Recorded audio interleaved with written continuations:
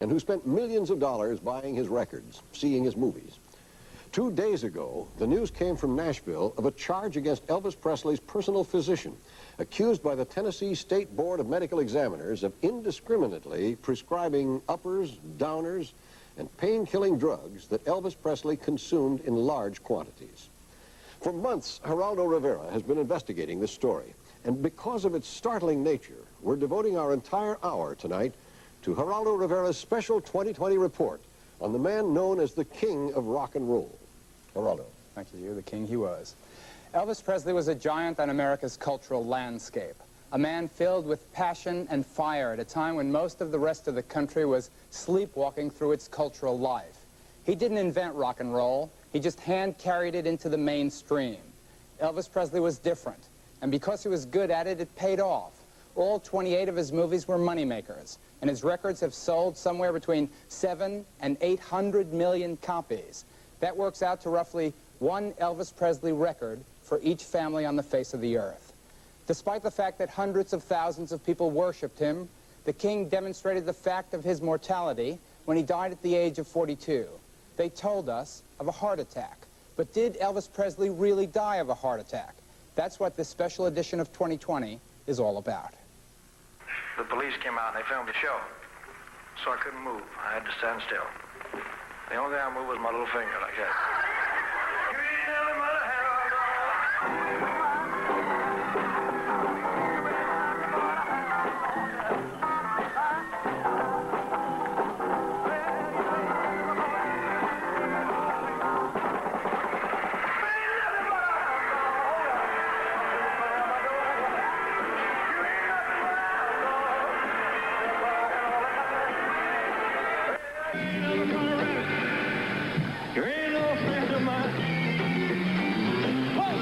He was, of course, the first and greatest of the world's rock stars, and his death shocked the nation.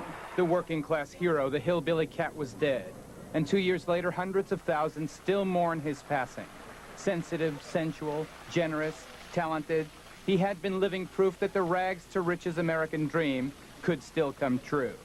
Since his death, that memory has been tainted slightly by a smoldering controversy. Did Elvis really die of a heart attack? Or was he just another victim of self-destructive overindulgence? I don't think he had a heart attack. That's what I'd like to believe, that he died from a heart attack. I know he had a hard life. It would make no difference. Everybody should be told the truth. I've been thinking about that. I hope and pray that he didn't do it on purpose. We know that at the time of his death, Elvis was no longer the slim, swivel-hip sex symbol he once was. As this videotape of his last concert clearly shows, by June of '77, 2 months before he died, Elvis seemed strained and swollen. But despite his apparent physical condition, he could still thrill his audience with the power of his voice and the strength of his personality.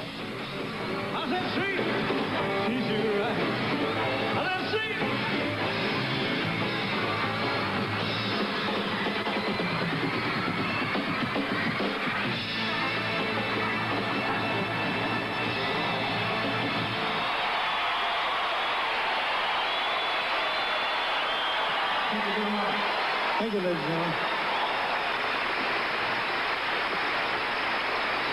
I'd like you to say hello to my girlfriend, Ginger. Ginger, send up, honey. Sit down, Ginger. It's enough for her. After Elvis died, were you told what he had died from? Well, all of us had heard at the same time that it was a heart attack. Do you believe in your own mind right now that that alone caused his death? Right, in the very beginning, I did. I just, I think it was Elvis's time to go. So I think he took him. But then again, in my mind, there are a lot of unanswered questions. Our investigation of the death begins with a reconstruction of the last 12 hours of Elvis Presley's life. Like many people in show business, he and his entourage were night owls. Their days began after dark. About an hour before midnight, on the night before he died, Elvis had a dentist appointment with a dentist named Lester Hoffman. Accompanied by his fiancée Ginger Alden, his cousin Billy Smith, and longtime friend Charlie Hodge, Elvis drove out of Graceland. his famous home in Memphis, Tennessee. The next day, August 16th, was the scheduled beginning of another concert tour, and Elvis wanted to get his teeth cleaned and 2 fillings replaced before he went out on the road. We returned back to Graceland at about 1:30, and Elvis and I went upstairs, and Elvis turned on the television in his room to relax for a little while. Then Elvis started talking about his tour and started talking about our wedding plans and about announcing our engagement at his Memphis concert. Then it was about 4 o'clock, and I asked Elvis if he still wanted to play racquetball, which he had mentioned playing earlier, and he said yes. Elvis got in touch with Billy Smith, and Billy and his wife Joe came up at about 4:30. We went down to play racquetball. So Elvis really seemed like he was in a good mood. He played racquetball for a little while and then went and played the piano. It was about 6 o'clock when we went back into Graceland. At about 6:30, Elvis called downstairs for Ricky Stanley to bring up his packet of medication to help him get to sleep, because he was so nervous about, he was always kind of keyed up before starting a tour. So Ricky brought it up. Elvis took his packet of medication and started reading a book on psychic energy then.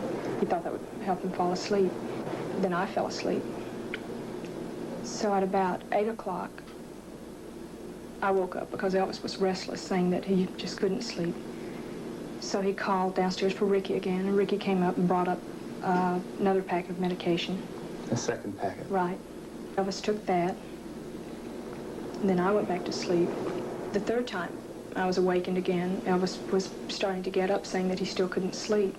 He took the book on psychic energy with him, and he started toward the bathroom door. And I said, "No, don't fall asleep." And he turned and smiled at me and said, "Oh, okay, I won't." And then he went to the bathroom. I went back to sleep, and I slept until 2 o'clock. At that time, I rolled over and I looked at the clock, and it said 2 o'clock then, and the bathroom door was still shut. So at that time, I went in and I knocked on the door, and no one answered. So I opened the door, and that was when I saw Elvis. According to an investigator for the medical examiner's office, the body was purple or deep blue, and rigor mortis had already set in. Elvis had apparently been dead since early that morning. After a flurry of desperate activity, which may have included attempts at mouth-to-mouth resuscitation by members of the Presley staff, an ambulance arrived at Graceland. 2 paramedics from the Memphis Fire Department, Ulysses Jones and Charles Crosby, needed assistance from several of the aides even to lift Elvis onto their stretcher. He weighed between 250 and 255 pounds. The body was rushed to the Baptist Memorial Hospital, where an emergency resuscitation team, similar to the one shown here, worked in vain to revive Elvis. In a very short time, it became apparent the effort was useless. Even at that time, the authorities at least suspected that the death might be drug-related. Dan Warlick, the investigator from the medical examiner's office, received the news of the death from the police. The message to him read, EPOD DOA BMH. Elvis Presley, overdose ? Dead on arrival, Baptist Memorial Hospital. At about 3:30 in the afternoon Central Time, on August 16, 1977, Elvis Aaron Presley, age 42, was officially pronounced dead. It was the lead story on the evening's news broadcasts. It may have been a heart attack, but police in Memphis, Tennessee are also investigating the possibility that Elvis Presley's death this afternoon was caused by a drug overdose. Presley was found unconscious in his mansion at about 2:30, was pronounced dead an hour later. Since the crowds had already begun gathering outside Baptist Hospital, the doctors decided to perform the autopsy there, rather than risk transporting the body to the morgue in the city hospital across the street. The autopsy was performed by approximately 8 doctors on the staff of Baptist Hospital, and it was, in their words, the most painstakingly complete autopsy they had ever done. Item: ABC News has learned that no immediate discovery was made of any disease or injury which could have caused Elvis's death. His heart was indeed enlarged and muscular, and there was significant blockage of the arteries. But according to 2 doctors present at the autopsy, serious heart disease was still years away for Elvis Presley. The doctors therefore decided they would tell the waiting world that Elvis had died from, quote, unknown causes, and that the investigation was continuing. But apparently acting on his own initiative, the county medical examiner Dr. Jerry T. Francisco, who had been present at the autopsy, went before the cameras and told a much different story.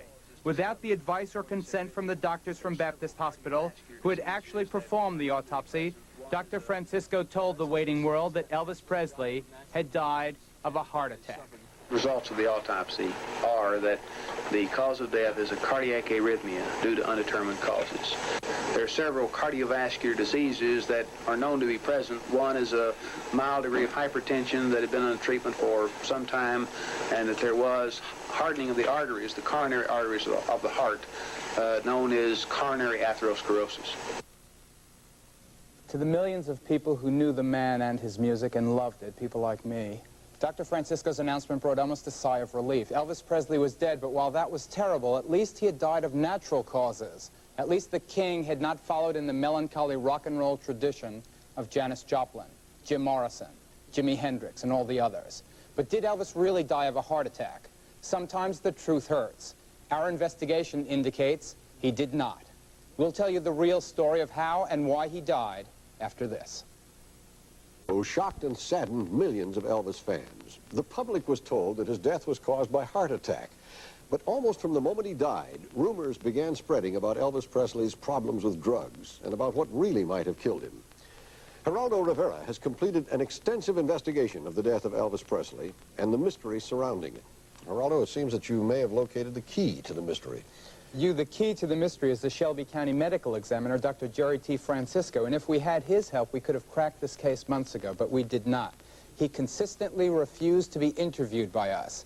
Claiming that the information is confidential, he has also refused to make public the autopsy results that would lay to rest once and forever the controversy over how and why Elvis Presley died. In order to obtain those results, we filed a lawsuit against Dr. Francisco, the medical examiner. Our motives are simple. Based on the evidence you're about to see, we believe there's been a cover-up. Item. As far as we can determine, no member of the staff of Baptist Hospital, including Dr. Eric Muirhead, the internationally known pathologist who headed the autopsy team, has ever agreed with Dr. Francisco, the medical examiner's conclusions. They have never said that Elvis died of natural causes. Maurice Elliott, spokesman for Baptist Hospital. We never confirmed them, and we were not able to disagree with them either because of the fact that we are required to maintain the confidentiality of these records as a private patient as they now stand. Leading inevitably, Mr. Elliott, to speculation that the staff of Baptist Hospital arrived at a different conclusion than the staff of the medical examiner's office. Well, yes, obviously that speculation does exist, but there's just no way we can comment on it or put it to rest, really, and still maintain our obligation to respect the confidentiality or to maintain the confidentiality of the information. But there is one doctor who was present at the autopsy who did consent to talk with us on the record. His name is Noel Florendo, and he was an assistant to Dr. Muirhead. Dr. Florendo was called in on the autopsy because he's an expert in the use of the electron microscope. Working now at another hospital in Memphis, Dr. Florendo had the courage to tell us what really happened in the autopsy room.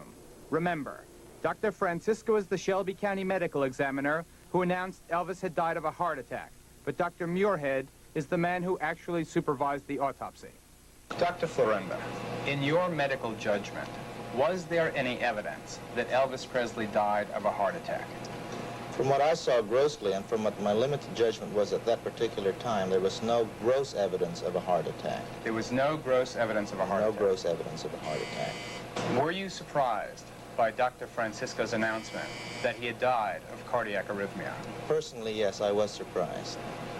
What is cardiac arrhythmia? Cardiac arrhythmia, best explained, is an irregularity in the heartbeat sufficiently irregular enough to cause death. And in Elvis Presley's case?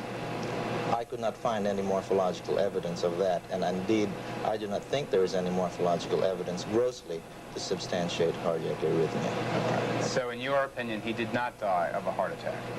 In my opinion, I did not see any evidence of a heart attack morphologically. Morphologically meaning? Meaning there was no gross evidence of a heart attack. I understand that you agree with Dr. Muirhead's conclusions. Yes, I agree with Dr. Muirhead's conclusions. And those conclusions being? Polypharmacy. That Elvis Presley died of the interaction of several drugs. Most probably, yes. Despite the contention by many officials in Memphis that Elvis Presley died of, quote, natural causes, that contention is disputed by scientific evidence uncovered here at the Bioscience Laboratories in Los Angeles. Bioscience was one of the 3 outside laboratories called in to help analyze the Presley autopsy. Their findings are depressing. According to those findings, at the time of his death, Elvis Presley was apparently abusing many different drugs. Bioscience was called in because it has some of the most advanced and sophisticated equipment available anywhere in the country. For almost 2 months, its technicians carefully analyzed the tissue samples for the autopsy being prepared in Memphis. ABC News obtained a copy of the Bioscience test results. The data revealed the following narcotic drugs in the body of Elvis Aaron Presley: codeine, morphine, methaqualone, also known as Quaaludes, Valium, Valmid, Placidil, Nembutal, phenobarbital, pentobarbital, and butabarbital. All of them are so-called downers, central nervous system depressants. Usually taken to bring on relaxation and sleep, the drugs are often abused. Several are addictive. The list of drugs found in Elvis Presley's body is certainly shocking enough. But in all likelihood, even that doesn't represent the whole extent of his drug abuse problem. ABC News has learned that shortly after Elvis's body was brought here to Baptist Memorial Hospital, the contents of his stomach were pumped out. And although the contents of the stomach are generally considered of vital importance in pinpointing the cause of death, they were destroyed in this case without ever having been analyzed. Given all we know now about Elvis Presley's drug abuse problem, it's reasonable to assume that vital evidence was therefore destroyed. Evidence of whatever drugs Elvis had taken shortly before he died. What we've so far been unable to determine is whether that evidence was destroyed intentionally or merely through neglect. In October of 1977, 2 months after Elvis was found dead in his bathroom at Graceland, word of the drugs found began leaking to the newspapers in Memphis. To quiet the spreading rumors, Dr. Jerry T. Francisco held another press conference. Shelby County Medical Examiner Dr. Jerry Francisco told reporters that the conclusion of his 2-month autopsy into the death of Elvis Presley is that the entertainer died of a heart attack and that drugs were not a contributing factor. The cause of death has been ascribed to hypertensive heart disease and coronary artery heart disease as a contributory factor. Dr. Raymond Kelly of Bioscience. When we undertake to do this sort of analysis, we do it in the most thorough and conclusive way as we possibly can. And we don't rush ourselves. We utilize every analytical technique we have available, and that includes some of the most sophisticated methods anywhere in the country. What about in a case with medical legal implications? We exercise more care in that sort of analysis than anything else that we do, because it has potential legal significance. How about the Elvis Presley case, specifically? How was that treated here? Well, that's the most important medical legal case we've ever had. And so we, if anything, exercised even more care in the analysis of those specimens than we would normally exercise. How do you respond, then, to the criticism by Dr. Francisco and others that the results found here at Bioscience could be discounted? That doesn't seem reasonable to me at all. I think that a person making that statement just couldn't be familiar with the way that we approach these kind of samples. As you know, Doctor, we have obtained by independent means a chart, a table that lists the drugs that were present in Mr. Presley's body at the time of death. How sure are you that those numbers accurately represent the levels found in Mr. Presley's body at the time of death? I'm sure beyond a reasonable doubt. The findings of Bioscience were confirmed and amplified by both the other outside laboratories, the Orange County Coroner's Office and the University of Utah Center for Human Toxicology. After we verified the authenticity of the report, we took the raw data to a Los Angeles doctor, Matthew Ellenhorn. We asked him to analyze and review the data thoroughly. Ellenhorn's an expert in medical malpractice and a certified toxicologist. We asked him for the real cause of death. Cause of death was an overdose of codeine, and an overdose of methaqualone or Quaalude. And that was contributed to by a presence in the bloodstream which indicated that the patient had taken, probably within the previous 24 hours, at least 5 additional drugs known to produce depression of the central nervous system, of depression of the brain. To be certain, we asked for a second expert opinion.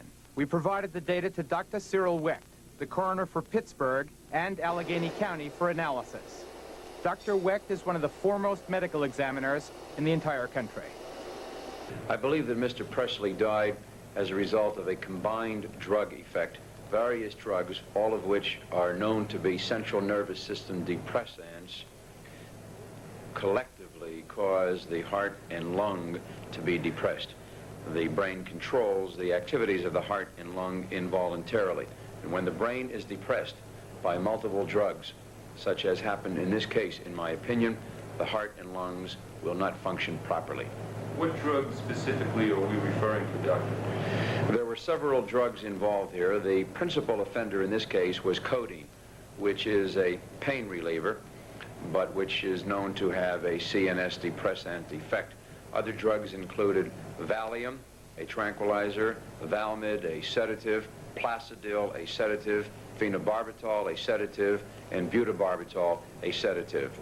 It's incredible, really, that all these drugs should have been given to the patient simultaneously. There was one other drug involved, methaqualone, which is a tranquilizer.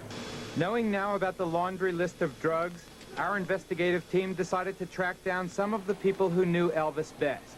David Stanley was his stepbrother.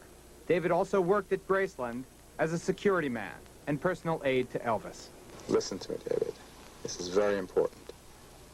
You personally witnessed Elvis Presley abusing drugs on many, many occasions, almost daily. 3 times a week. I'd work a day, Ricky'd work a day, 2 other guys would work. So I'd about 2 to 3 times a week. But every time you were on duty? Every time. Every single time? Every day. Every day. Last 2 years of Elvis's life, it was every day. What would Elvis do if he didn't get the drugs he wanted? He'd get upset sometimes. We were in Vegas one time, and like we were there for like 8 weeks, you know, and Elvis was getting his drugs, but it got to a point to where his doctor wanted to shut him off in Vegas. And we couldn't reach the doctor anymore. So he jumped up on the table one day and he pulled out his .45 and he says, "I'll buy a goddamn drugstore if I have to." He says, "I'm going to get what I want." He says, "You people better realize that either you're with me or against me. Either you take it or I'll buy your plane ticket home." Why didn't you stop him? I tried on different occasions to stop Elvis. When I saw him take something that I thought he shouldn't be taking or taking too much of something. And on the different times he would say, I don't understand. That he would say, "I need it." Which I don't understand.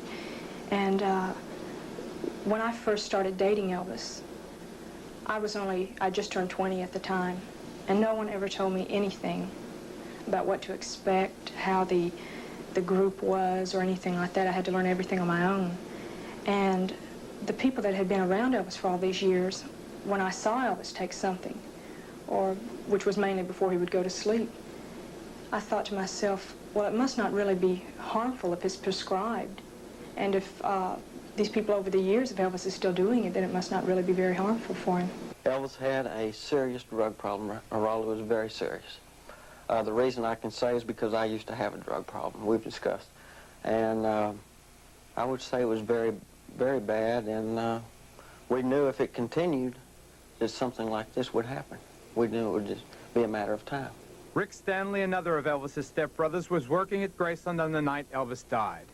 Were you the person who filled the prescription at Baptist Memorial? Yes, I was. What was it? It was Dilaudid. Dilaudid, a very powerful morphine-type drug. Class A narcotic. Then what did you do with it? Well, I went back to Elvis's house, went upstairs, and gave it to him. Talked with him for a moment, and left. Who signed that prescription? Dr. Nicopoulos. What was in the second packet that you brought upstairs? In the second packet were varieties of sleeping pills, Quaalude, some barbiturates, Seconal, Tuinal, Amortol, Valium, and a couple of Demerol tabs. Approximately how many pills? 6 to 8 pills. Was that common? Yes, it was. Did it happen every night that you were on duty? Oh, yeah. Every night I was on duty. Elvis couldn't sleep without it. W.S. Nash was the pharmacist on duty when Rick went to get the prescription filled at the Baptist Hospital Pharmacy. It was for Dilaudid, a powerful morphine-based narcotic. Dilaudid is a painkiller, but because the drug is so powerful and addictive, it's usually prescribed only in the most severe cases. And most certainly Elvis, who had had only 2 teeth filled that night, had no real medical need for the drug. Mr. Nash, the druggist, is now retired and living in Kentucky, but he's still pained by the memory of Elvis's last prescription. I pictured myself as a person dispensing the fatal dose that killed him, even though that the possibility is that had that been the only drug he had taken, it probably wouldn't have killed him. But in combination with others, I'm almost sure it did. As indeed it did. At this point in the story, there's something very important to be added. Elvis Presley was certainly no street addict. The drugs which destroyed his world and which finally killed him were all prescription medicine. He got the codeine from his dentist, the morphine and the Quaaludes from his doctor. The drugs were all legal medicine prescribed by licensed doctors and dentists. That last prescription, for instance, the morphine, was written by a man named Dr. George Nicopolis. Dr. Nick, as he was called at Graceland, had been a close friend and a member of Elvis's so-called Memphis Mafia since 1966. I'll have a lot to say about Dr. Nick and about some of the other doctors who wrote some of the other prescriptions when 2020 returns after this. Cover-Up is a special 2020 investigation of the facts and circumstances surrounding the death of Elvis Presley. When the program continues, we'll be meeting the licensed doctors who provided Elvis with the legal medicine that killed him, the doctors, and the role they played in the bizarre life and unnecessary death of Elvis Presley. When 2020 continues in a moment. Tonight, 2020 is presenting the results of an investigation by Geraldo Rivera into the death of Elvis Presley. We've established that Elvis Presley was dependent on drugs prescribed by his own doctors who were supposed to help him.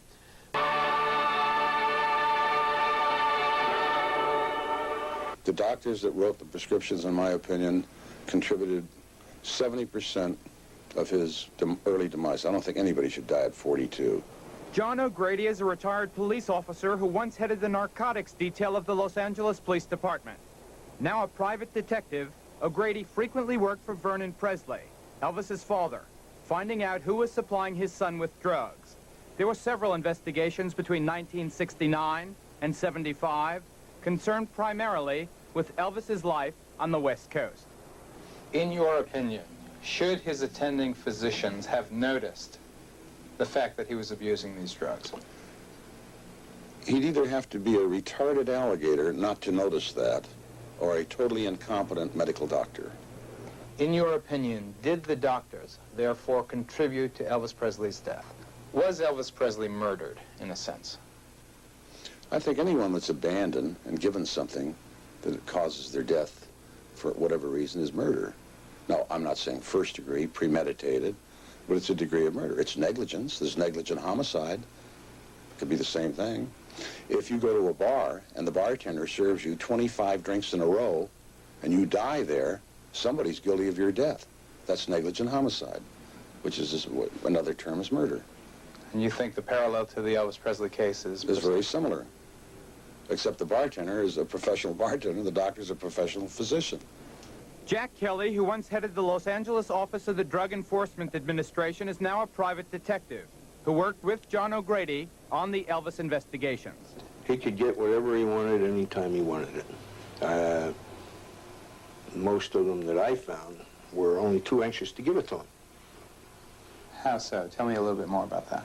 Well, for a variety of reasons.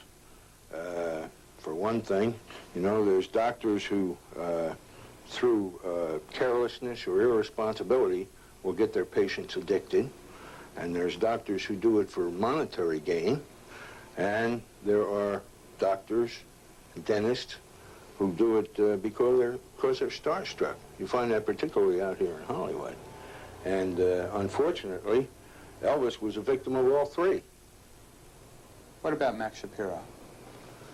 Max Shapiro was a source of supply for Elvis, unquestionably. You're sure of that? Yes, I'm positive of it.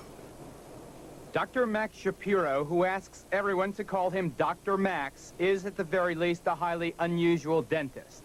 Aside from the fact that he makes frequent house calls, the dentist also has the reputation in Hollywood of being a Dr. Feelgood, who makes his patients feel good by prescribing them narcotics, whether or not there's a medical need for the drugs. How would you respond to being called a Dr. Feelgood? Dr. Painless would be all right. But if I worked on a patient, they would never have pain. That was one of my very, very strong attitudes. I myself am afraid of pain. And I understand what a patient goes through. I've been lied to by doctors. They told me things wouldn't hurt, and they treated me, and it did hurt. Did you make sure that Elvis suffered no pain? Yes, of course. As all patients. Outside the office after the interview, we decided to ask Dr. Max for just a quick glance inside the metal case he always carries with him on his so-called house calls. You wouldn't let me peek inside there, would you? No, because I have narcotics in there now and things.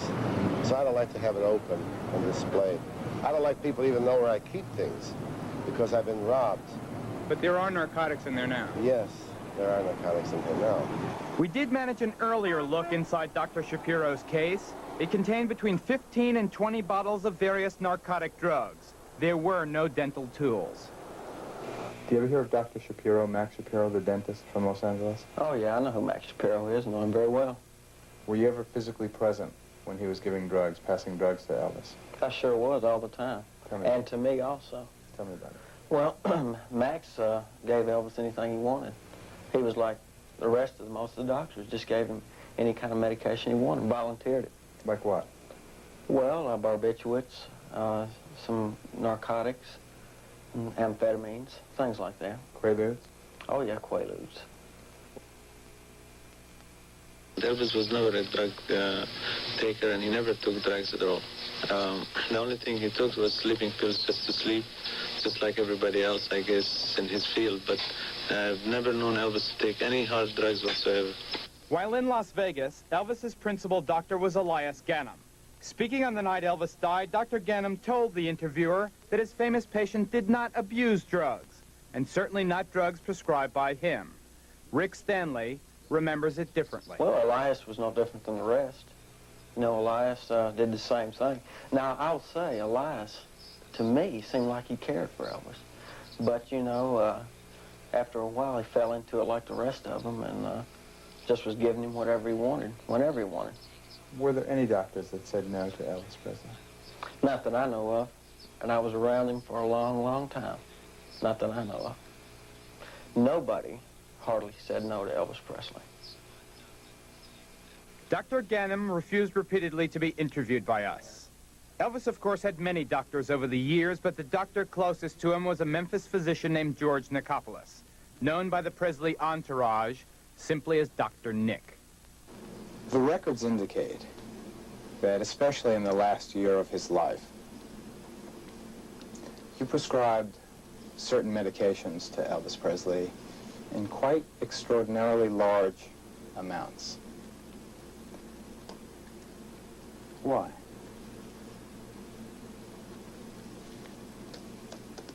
I can't comment on that, and I don't believe that's true. Well, the records we have, Doctor, and I'll say this as gently as I possibly can, indicate that from January 20th, 1977 until August 16th, 1977, the day he died, you prescribed to Elvis Presley, and the prescriptions are all signed by you, over 5,000 Schedule II narcotics and/or amphetamines. that comes out to something like 25 per day. I don't believe that. Well, is it something that you'd like to refresh your recollection on, or is it something that you deny? I deny. 2 days ago, the state of Tennessee initiated proceedings to suspend or revoke Dr. Nick's license to practice medicine, principally because of the way he cared for Elvis Presley. We have charged him with unprofessional conduct, gross incompetence, gross ignorance, gross negligence, and gross malpractice concerning his dispensing of narcotic substances. Specifically, we have charged him with dispensing, prescribing, and issuing narcotic and controlled substances not in good faith to relieve pain and not for a legitimate medical reason. Who was the patient? Well, there were 16 different patients we have charged him with concerning these particular drugs we've talked about. Is Elvis Presley? Elvis Presley is one of these individuals. Was his case the single most glaring case? Without a doubt, Elvis Presley, from my experience, was issued more Schedule II uppers, downers, amphetamines than any other individual I have seen. This is the worst case of overprescribing or of indiscriminate prescribing that I have ever seen in my time as an investigator with the state of Tennessee. Elvis wasn't Dr. Nick's only patient in the entourage. Marty Lacker was Elvis's bookkeeper and the best man at his wedding to Priscilla. Medical authorities were told how Dr. Nick prescribed Lacker more than 13,000 pills in less than 4 years, an average of about 10 a day. They just looked at the records and asked if I was alive, and he said yes. And asked if I was still taking them, and he said no. And asked how I got off them, and he said, well, he withdrew from, by himself. And so the next question they asked if I was in a mental institution. And he said no, thank God. It was that bad, Marty? Sure it was.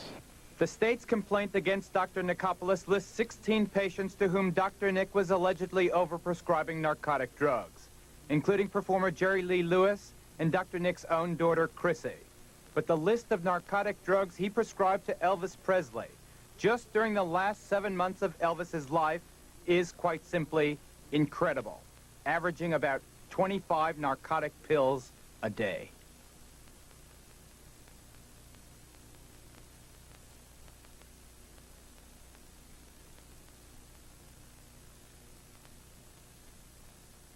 Why would you prescribe that amount of drugs in that limited period of time? I think you didn't understand me. I said, I don't think that I did. You don't think that you did? Or I know I did. You absolutely stating that you did not? Friendship was certainly one reason Nick gave Elvis what he wanted virtually whenever he wanted it. But there was another reason. Elvis and the entourage were Nick's main source of income, and ABC News has learned that Dr. Nick was in serious financial trouble in the months preceding Elvis's death. He was out on a financial limb because of his investment in this $5.5 million professional building. The building has been a financial flop. A quick tour indicates only about 1/3 occupancy. Nick also owed Elvis a lot of money. He'd borrowed $200,000 in 1975, and in March of 1977, Nick borrowed an additional $55,000 from his famous patient. Some of the money was used to finance Nick's elaborate Memphis home, and the records of the Presley estate indicate at least another $20,000 owed by Nick to Elvis. May I ask one question? No. One general question. Do you have any regrets, sir? No regrets. Most of the prescriptions written by Nick were filled in a drugstore right across the street from his office. Jack Kirsch is the pharmacist who filled Elvis's prescriptions, totaling more than 5,300 pills in just 7 months. More than 600 pills on the day before Elvis died. Yes, possibly in my own mind I would question this thing, but I never questioned the doctor. In light of what happened to Elvis Presley, do you have any regrets? I fill prescriptions. Yeah, I did not give the drugs to the patient. I gave the prescriptions to the doctor. No, I don't have any regrets. You were just following orders. I was following orders. Only following orders. There are a lot of people who have a lot to answer for, and they will. We'll be back after this. And the pen still writes. 1963, Bic shoots its pen from a rifle. The barrel shatters, but the pen still writes. Today, Bic is mounted on a jackhammer that slams into concrete with 1,200 foot-pounds of pressure, and it writes. For 20 years, Bic's been giving America its money's worth. The Bic pen, even when you treat it wrong, it writes. Now save on... Geraldo Rivera with more on the Elvis cover-up. The official investigation of the death of Elvis Presley, at least insofar as we've been able to determine, must rank among the worst, most unprofessional investigations of this type ever made. For whatever reason or motive, essentially no real effort was ever made to truly unearth the circumstances of Elvis Presley's death. It seems almost as if the city of Memphis itself just did not care to know the truth about the death of its most prominent citizen. Consider, if you will, the following points. Item. No real police investigation was ever made. At 9 in the evening on the same day Elvis died, before it was medically or scientifically possible to know for sure why or how he had died, the Memphis police declared this case closed. Item. Dan Warlick was the man in charge of the medical examiner's investigation. Dr. Jerry T. Francisco, his boss, claimed Warlick had made an extensive search for drugs at Elvis's home, Graceland. In fact, Warlick admitted to us that he had never searched the house trailer of Graceland's resident nurse, the house trailer where all the drugs were kept. Item. Elvis's stomach contents were destroyed without ever having been analyzed. Item. There has never been a coroner's inquest. Item. The Shelby County District Attorney was never officially notified or asked to determine if there were any violations of criminal law. Item. No attempts were made even after the toxicology reports were completed to find out where Elvis had been getting all those drugs. Item. All the photographs taken of the death scene, all the notes of the medical examiner's investigator, and all of the toxicological reports allegedly prepared by the medical examiner are missing from the official files. Item. Officials of the county government believe there's been a cover-up. The Elvis mystique completely pervades the Memphis area. And if there are individuals who are so concerned with the mystique that they do not care to know the truth, then I feel that somewhere along the way, someone has to take it upon himself to see that the truth is brought up. But you definitely feel there's a cover-up. I'm positive about that. The question is not, did he die because his heart stopped? Of course he did, but why did his heart stop? Why did he have an irregular heartbeat? That's the question that needs to be determined and needs to be made available to the public. Because Elvis Presley meant so much to so many people, it's easy to understand the desire to keep the best memories intact. But the public also has the right to know the truth, the right to know if we've been deceived, the right to make up our own mind. And regardless of the ultimate conclusions as to why he died, his death will never diminish or taint the enormous contributions he made during his life. He was one of a kind. He was a phenomenon. He was the king of rock and roll. Reporting this story has been a melancholy personal experience for me because I wanted it not to be true. For the last 2 years, I've made it a point to ignore the rumors of Elvis's drug abuse, and I even got angry at the people telling the stories, but they were right. It was true. By the end of his life, Elvis Presley had become a medical addict. The one positive thing about this report came this morning when the Attorney General of Memphis and Shelby County, Hugh Stanton, told us that finally, 2 years after the fact, he's going to conduct a criminal investigation of the death of Elvis Presley. A criminal investigation of the doctors who gave him the pills that killed him. And there's a heavy irony in the fact that the desire to preserve Elvis's whole life caused a community and a nation of fans to be unwitting participants in what impeded an early investigation and full disclosure. And allowed these doctors to go on doing business as usual. Right. Thank you, Geraldo. Next Thursday, and on Thursdays to come, 2020 returns to its regular focus. We'll be bringing you a mix of stories on a wide range of subjects. We hope you'll be with us. Remember, we're in touch, so you be in touch. I'm Hugh Downs. Good night.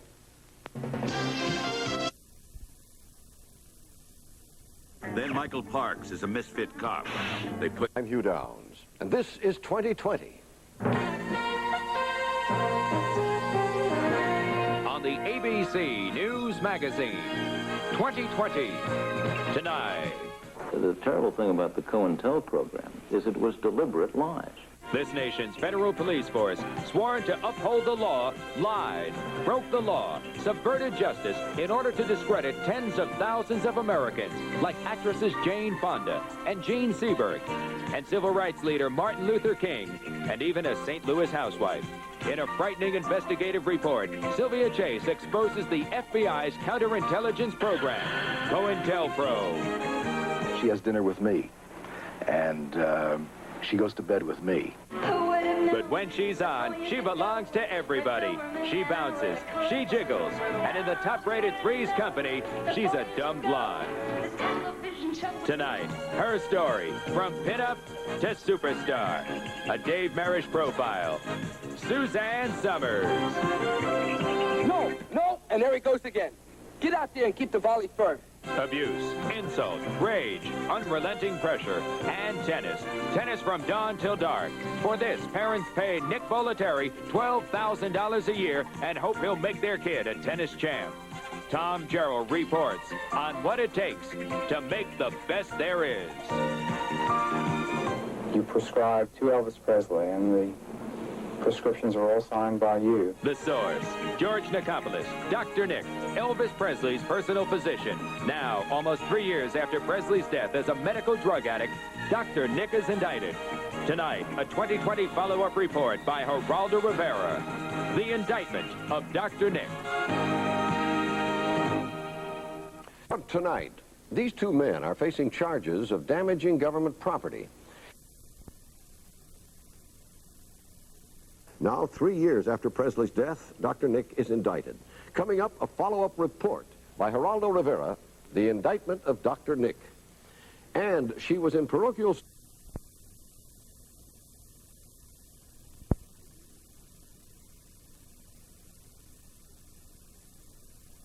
development in the investigation of the death of Elvis Presley.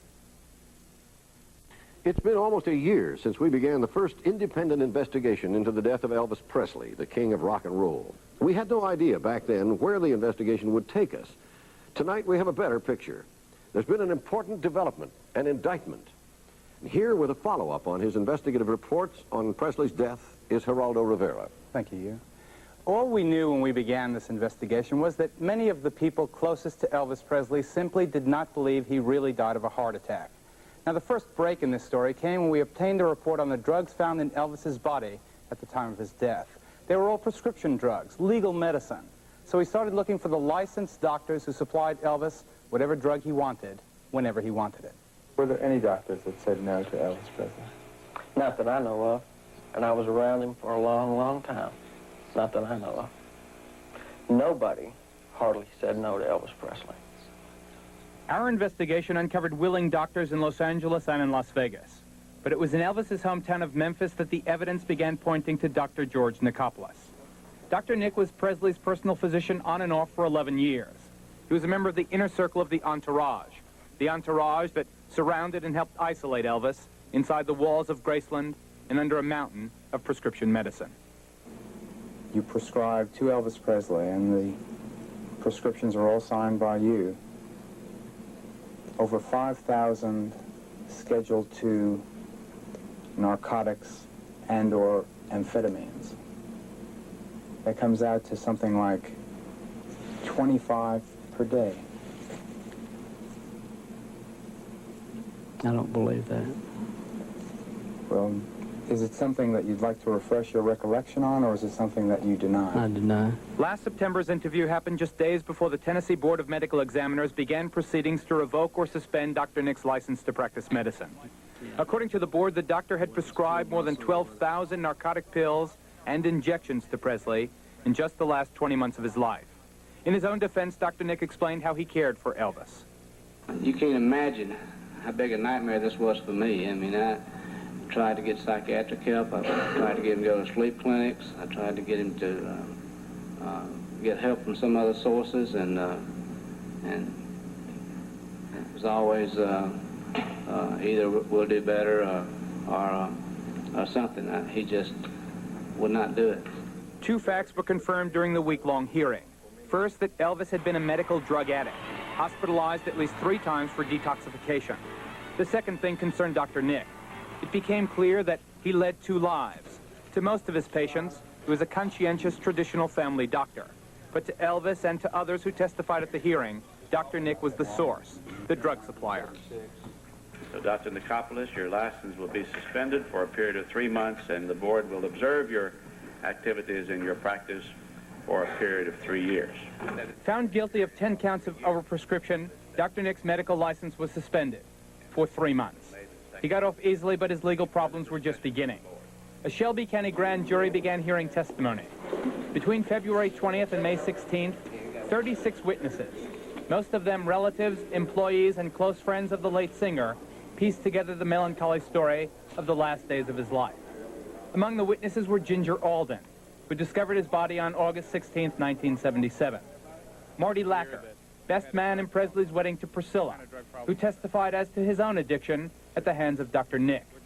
Stepbrothers David and Ricky Stanley, who told the grand jury of Elvis's addiction, and Dr. Eric Muirhead, chief pathologist at Baptist Hospital in Memphis, who presented the autopsy report to the jurors and told them that Elvis had died of a combination of drugs. The investigators for the state of Tennessee screened all 40 hours of medical board hearings. In addition, they traveled to Los Angeles and Las Vegas, obtaining voluntary testimony from some other Presley intimates, like longtime manager Colonel Tom Parker, and from Linda Thompson, who went with Elvis after his divorce from Priscilla. Last Friday, the grand jury handed down its indictment. It accuses Dr. Nicopolis of unlawfully prescribing prescription drugs to Elvis Presley and to 10 other people, including another legend of rock and roll, Jerry Lee Lewis.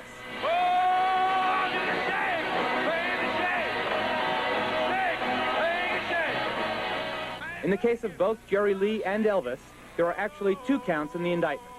District Attorney General Hugh Stanton.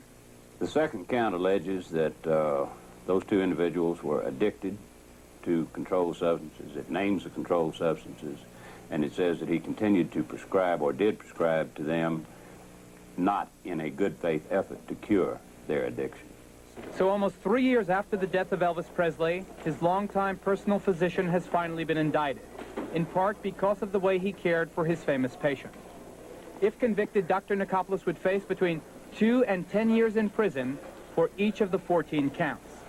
And ABC News has learned that the prosecution feels the case against him is airtight. For instance, in April and again in July of 1977, Dr. Nick's medical bag was reported stolen. After the contents had been taken, the bags were recovered by the police. Before returning the bag to the doctor, the police apparently copied down his schedules for dispensing drugs to Elvis Presley. In other words, from the doctor's own notes, found inside his own medical bag, the state knows exactly what he gave to Elvis and when. Deborah Richardson worked briefly for Dr. Nick. Deborah, was there ever an occasion when you had access to Dr. Nicopolis' office when you saw drugs in there that were earmarked for Graceland, Elvis Presley's home here in Memphis? Yes, I went into his office one day, and there was a grocery bag on his desk, about this wide and about this tall. It was on his desk, and a piece of paper was stapled to the bag. It had Graceland went across it, and I looked in it, and it was pharmaceutical samples. Pharmaceutical samples heading toward Graceland. About how filled was that big grocery bag? About half full. Half full of drugs. Mm-hmm. The indictment of Dr. Nick is the end of just part of this story. There is still what we call the Elvis cover-up.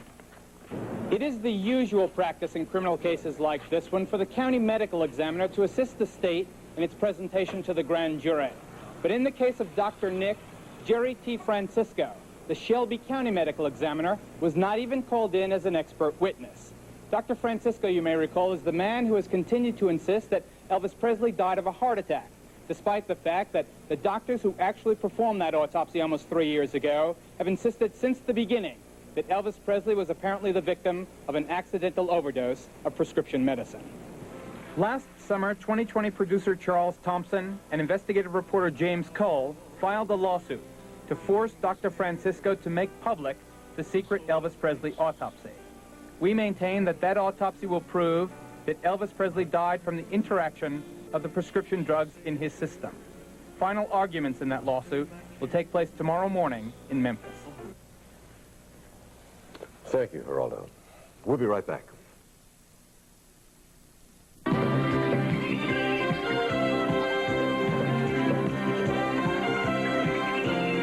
Saturday of